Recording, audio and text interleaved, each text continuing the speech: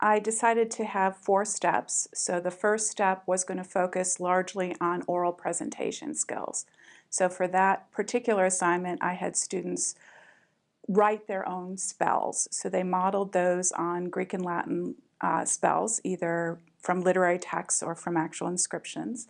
And they had to do a spell that was 1 minute long. They had to memorize it because I wanted them to focus on the actual oral presentation, on issues of how they spoke, how they stood, the kinds of things that are often not talked about much in college presentation classes when you use those presentations. But I think it's something that students really need to learn how to do better.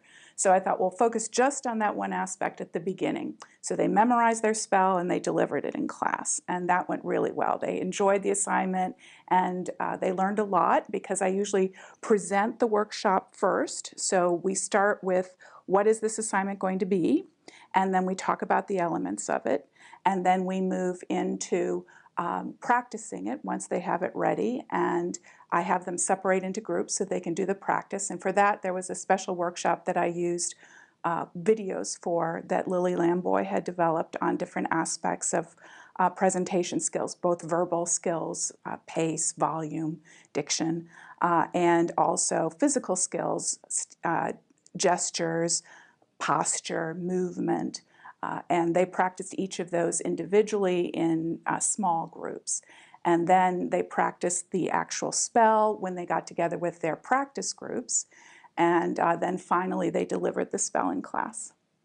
They really liked the first presentation, the spell. The second presentation on the scholarly article, I think they liked the least of all of them. That's partly because those articles were a little dense at times, and also I think maybe because they hadn't thought about the issue of length. I deliberately had articles that were of different lengths, and they could choose their own articles so they could see the length of the article, and I had sort of figured they would self-separate there, and students who were comfortable at reading something long and summarizing the important points would take the longer articles, and students who wanted something shorter that wouldn't be quite so difficult to gather the important pieces together would pick the shorter. That didn't happen, and they told me at the end that they hadn't even looked at how long the article was when they chose it. So some students had problems with that, where they chose something that was fairly long and they got into way too much detail in the beginning of their presentation. So I think I need to set that up a little better than I did the second one. The third one, which was looking at an image, that one went really well. And I had decided to focus on just one image, because one of the things I've noticed with presentations is that students often use images just as backdrop.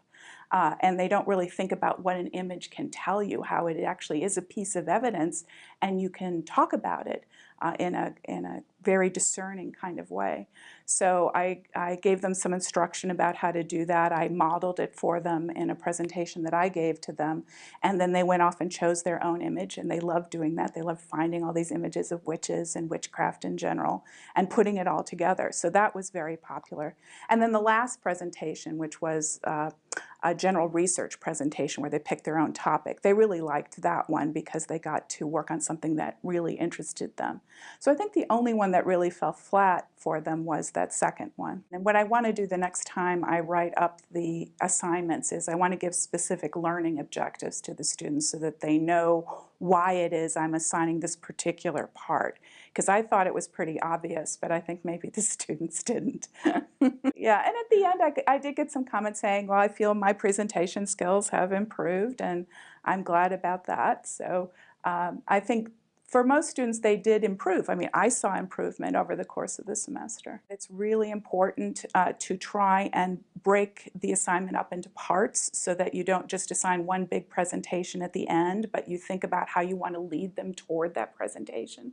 The whole concept of scaffolding, which was covered in the workshop that you did and also the workshop that the CLA does with the Writing Center. I think that is a really important idea, that you help them build toward a much more complicated thing by looking at the pieces that make it up. So I think that's absolutely critical.